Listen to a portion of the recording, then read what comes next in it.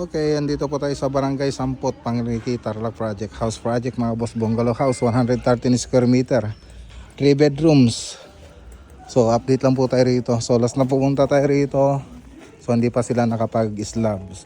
So nakapagbuhos na lang pa lang po sila noon ng grid beam. So ngayon nakapag-slab na po tayo. Ngayon nakapag-asinta na rin po tayo ng mga hollow blocks.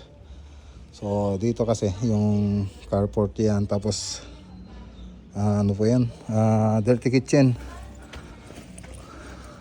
So maglilintel beam na rin po tayo.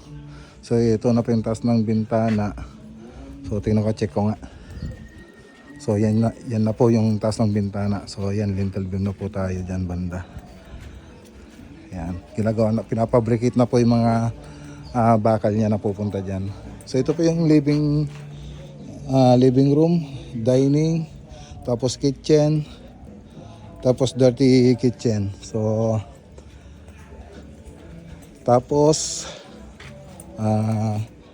common toilet and bath, tapos room 1, room 2, tsaka master bedroom, toilet and bath ng master bedroom.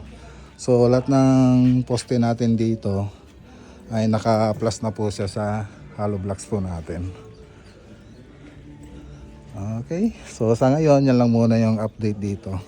Siguro sa susunod na punta natin dito, makapag-group beam na rin po tayo, o kaya tapos na tong lintel beam natin. Okay, so yan lang muna yung update dito sa Barangay Sampot, Pangliqui, Tarlac Project. Magandang araw po sa lahat at God bless.